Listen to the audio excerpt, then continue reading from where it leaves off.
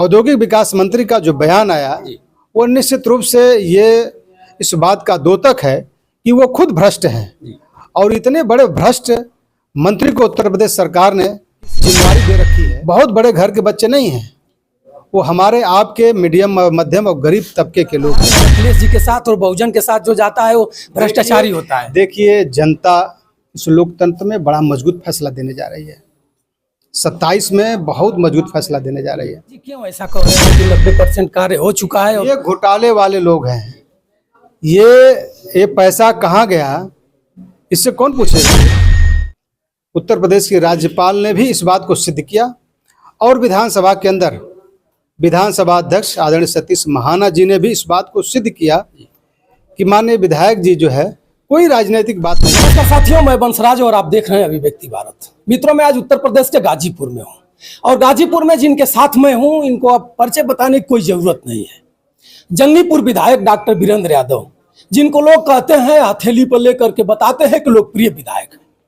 जंगीपुर को आप अच्छी तरह से जानते हैं, कई बार से विधायक जंगीपुर के बने हुए हैं। अब 27 की बारी आ गई है।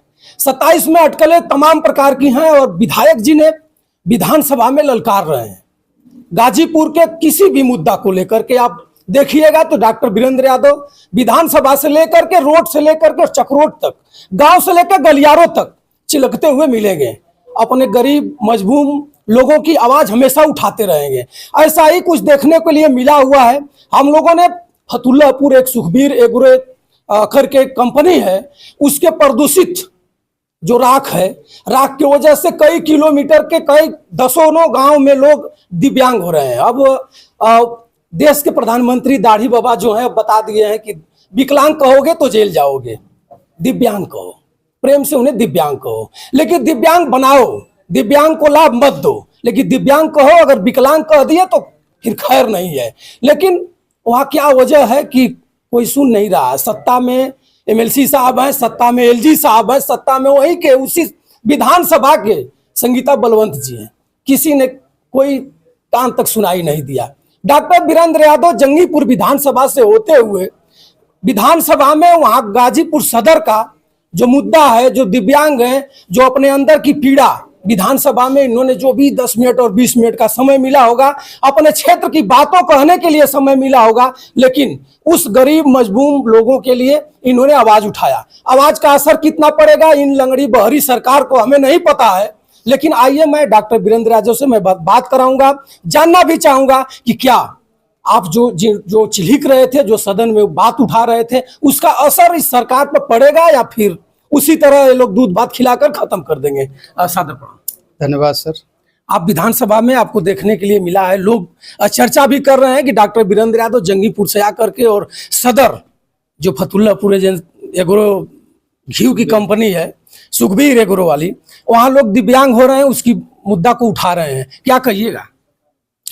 देखिए, सुखबीर एग्रो जो कंपनी है, इस कंपनी से वहाँ के इलाके के लोगों को दिव्यांगता और दिव्यांगता के साथ जो उसके अंदर की जो राख निकलती है, वो राख भी एक तो ज़मीन को प्रभावित कर रही है। अगर उस ज़मीन पर कहीं आप डाल देंगे तो उसके अंदर का जो भाग है वो बंजर हो जाता है और उससे जो कण निकलता है, अगर वो आँख में पड़ जाएगा तो निश्चित रूप से आँख चली जाएगी, यानी अंधे हो जाएंगे। क्या वजह था? कैसे आपके दिल दिमाग में जमा कि हमें उठाना चाहिए और ये सरकार सुनेगी आपकी बात? आप विपक्ष में हैं। देखिए, विपक्ष का काम है अपनी बात को रखना है।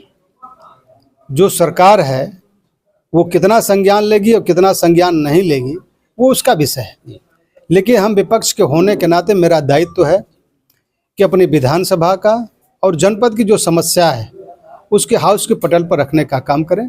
मैंने जो प्रश्न लगाया था उस प्रश्न के अंदर मैंने ये लिखा था कि गाजीपुर जनपद के अंदर जो सुखबीर एग्रो एजेंसी है उससे जो प्रदूषण निकल रहा है, जो धुआं निकल रहा है, उससे राख निकल रही है और जो उसके अंदर का जो पानी है वो पानी काफ़ी प्रभावित कर रहा है, जिससे उस इलाके के लगभग 17 गाँव में दिव्यांग लड़के पैदा हो रहे हैं। यानी पैदा ठीक हो रहे हैं, लेकिन उसके बाद 6 से 8 महीने के बाद वो बच्चे दिव्यांग हो जा रहे हैं।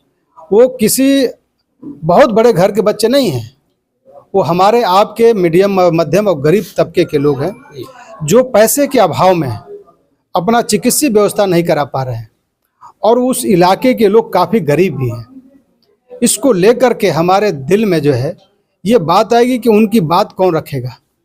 हमें अवसर मिला, मैं उस बात को सदन के पटल पर रखा। औद्योगिक विकास मंत्री का जो बयान आया वो निश्चित रूप से ये इस बात का द्योतक है कि वो खुद भ्रष्ट हैं, और इतने बड़े भ्रष्ट मंत्री को उत्तर प्रदेश सरकार ने जिम्मेवारी दे रखी है, और उसके साथ कई एमयू हुए, कई बार रैलियां निकाली गई, कई बार जो है इन्वेस्टर समिट हुए, और मुख्यमंत्री को सिंगापुर जाना पड़ा, जापान जाना पड़ा, इसके बावजूद भी इन्वेस्टर नहीं आ रहे। इसका कारण मूल यही है कि खुद वो मंत्री भ्रष्ट है, जिसकी वजह से इन्वेस्टर उत्तर प्रदेश के अंदर नहीं आ रहा है। अब विधायक जी उसी क्षेत्र से संगीता बलवंत जी आती हैं, और एमएलसी साहब भी हैं, प्रभावशाली हैं, योगी बाबा के अगल बगल दाएं बाएं हमेशा ये लोग दिखते हैं। ये लोग क्यों नहीं इस बात को वहाँ पहुँचा रहे हैं? देखिए, लोगों के अंदर मन होना चाहिए। अगर मन होता है तो बड़ा मन करके वो अपनी बात रखता है, सरकार को बड़ा मन करके उसको सुनना चाहिए। शायद इस चीज़ का अभाव है।